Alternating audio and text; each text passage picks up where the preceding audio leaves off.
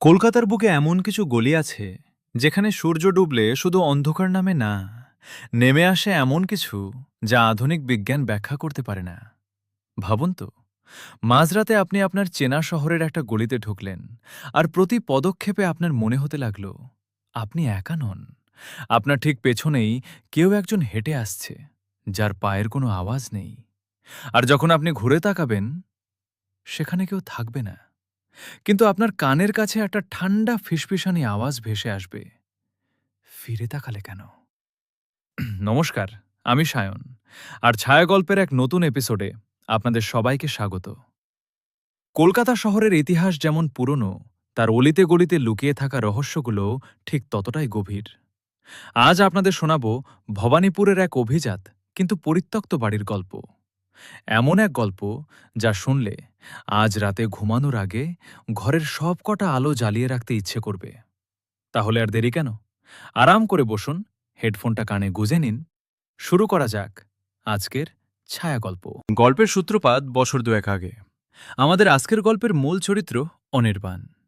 অনির্বাণ পেশায় একজন freelance photographer এবং ডকুমেন্টারি মেকার। কলকাতার পুরনো স্থাপত্য, বিশেষ করে ঔপনিবেশিক আমলের বড় বড় প্রাসাদোপম বাড়িগুলোর ওপর একটা ডকুমেন্টারি বানাচ্ছিল সে। এই কাজের সূত্র ধরেই সে খোঁজ পায় ভবানীপুরের এক নির্জন গলির শেষ প্রান্তে দাঁড়িয়ে থাকা চৌধুরী ভিলার।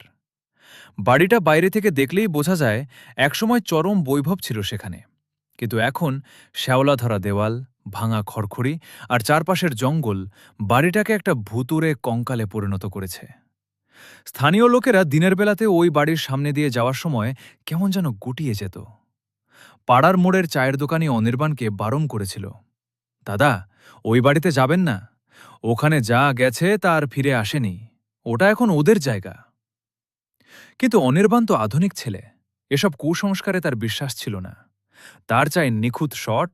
একটা শনিবার বিকেলে অনির্বাণ তার ভারী ডিএসএলআর ক্যামেরা আর ট্রাইপড নিয়ে চৌধুরী ভিলার লোহার মরিচা ধরা গেটটা ঠেলে ভেতরে ঢুকল। বিকেল তখন 4:30, কিন্তু চওড়া দেওয়াল আর বড় বড় গাছের ডালপালার কারণে বাড়ির ভেতরে এখনই যেন সন্ধে নেমে এসেছে। ভেতরে ঢুকতেই একটা ভ্যাপসা পুরনো কাগজের আর স্যাঁতস্যাঁতে গন্ধ অনির্বাণের নাক দিয়ে মাথায় চড়ে গেল। সে হলঘরের ভাঙা ঝাড়বাতি, ধুলোবালি জমা কাঠের আসবাবপত্রে ছবি তুলতে লাগল। দেখতে দেখতে ঘড়িতে কখন যেন 6টা বেজে গেল। বাইরে তখন ঘুটঘুটে অন্ধকার। অনির্বাণ ভাবল এবার প্যাক আপ করা দরকার। সে যখন তার ক্যামেরাটা ব্যাগে গোছাচ্ছে, ঠিক তখনই ওপরতলা থেকে একটা আওয়াজ এলো, যেন কেউ কাঠের মেঝেতে ভারী বুটজুতো পরে হেঁটে বেড়াচ্ছে। অনির্বাণ থমকে দাঁড়াল। সে ভাবল হয়তো কোনো চোর বা অন্য কোনো ভবঘুরে আশ্রয় নিয়েছে। সে ওপরের দিকে মুখ করে চেঁচিয়ে বলল, কে ওখানে? কে আছেন ওপরে? কোনো উত্তর এলো না। শুধু অনির্বাণের নিজের গলার আওয়াজটাই ফাঁকা বাড়িতে প্রতিধ্বনিত হয়ে ফিরে এলো, কে আছেন ওপরে? ওপরে! ওপরে! অনির্বাণের কৌতূহল চেপে রাখতে পারল না। সে তার ফোনের ফ্ল্যাশলাইটটা জেলে ধুলোমাখা কাঠের সিঁড়ি বেয়ে ওপরে উঠতে লাগল। প্রতিটি পদক্ষেপে সিঁড়ির কাঠগুলো আর্তনাদ করে উঠছিল। ওপরের তলায় পৌঁছে সে দেখল একটা লম্বা করিডোর, দুপাশে বন্ধ ঘর। করিডোরের শেষ মাথায় একটা ঘর, যার দরজাটা আধ খোলা।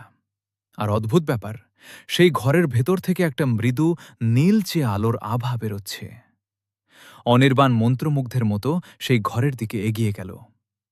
ঘরের ভেতরে পা রাখতেই তার শরীরের সবকটা লোম খাড়া হয়ে উঠল। জুলাই মাসের গুমোট গরমেও ঘরের ভেতরের তাপমাত্রা যেন এক ধাক্কায় হিমাঙ্কের নিচে নেমে গেছে। মুখ দিয়ে নিঃশ্বাস ফেলতেই হালকা ধোঁয়া বেরোচ্ছে। ঘরের মাঝখানে একটা পুরনো ড্রেসিং টেবিল, তার আয়নাটা ভাঙা, মাকড়সার জালে ভর্তি। আর সেই আয়নার সামনে দাঁড়িয়ে আছে একটা অবয়ব। পিছন থেকে দেখে মনে হচ্ছে একজন মহিলা। পরনে লাল পাড় সাদা শাড়ি, মাথায় লম্বা চুল হাঁটু পর্যন্ত নেমে এসেছে। কিন্তু অদ্ভুত ব্যাপার, মহিলাটির কোনো ছায়া মেঝেতে পড়েনি। অনির্বাণ তোতলাতে তোতলাতে বলল, আপনি কে? মহিলাটি কোনো কথা বলল না, কিন্তু আস্তে আস্তে সে অনির্বাণের দিকে ঘুরতে শুরু করল। অনির্বাণ দেখল মহিলাটি ঘুরছে বটে, কিন্তু তার পা দুটো মাটির দিকে নেই, সে যেন শূন্যে ভাসছে। আর যখন সে পুরোপুরি অনির্বাণের দিকে ঘুরল, অনির্বাণের চিৎকার গলাতেই আটকে গেল।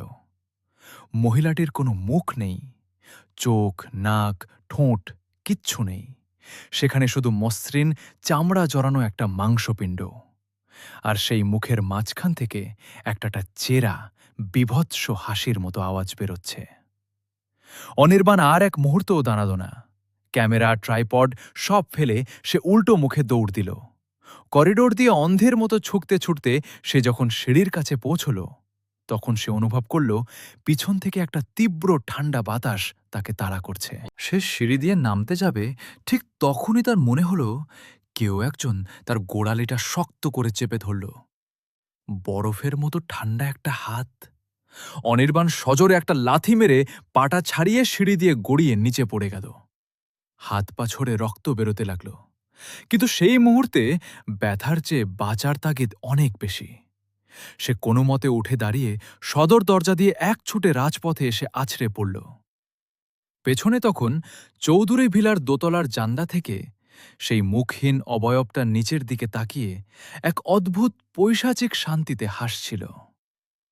অনির্বাণ সে যাত্রা বেঁচে ফিরে এসেছিল, কিন্তু সেই রাতের পর থেকে সে আর কোনোদিন ক্যামেরা হাতে নেয়নি।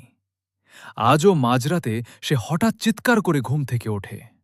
তার মনে হয় তার ঘরের বন্ধ জানলার বাইরে কে যেন এসে দাঁড়িয়ে ফিস ফিস করে বলছে, আমার ছবিটা তুললে না?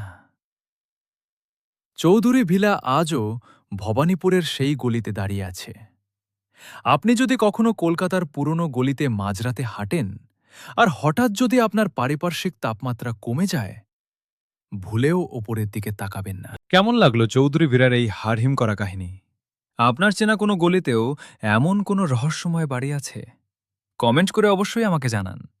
যদি গল্পটা আপনাদের ভালো লেগে থাকে আর এইরকম আরও অনেক অচেনা অজানা ভৌতিক অভিজ্ঞতার সাক্ষী হতে চান, তাহলে এখনই ছায়াগল্প চ্যানেলটিকে সাবস্ক্রাইব করে নিন। আর হ্যাঁ, ভিডিওটাতে একটা লাইক দিয়ে আপনার বন্ধুদের সাথে শেয়ার করতে ভুলবেন না। দেখাই যাক তাদের কতটা সাহস। পাশের বেল আইকনটা চেপে রাখুন, যাতে পরের পর্ব আপলোড হতেই সবার আগে নোটিফিকেশন আপনার কাছে পৌঁছায়। আজকের মতো এখানেই শেষ করছি।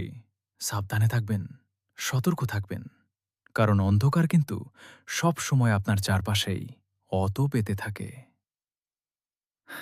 নমস্কার।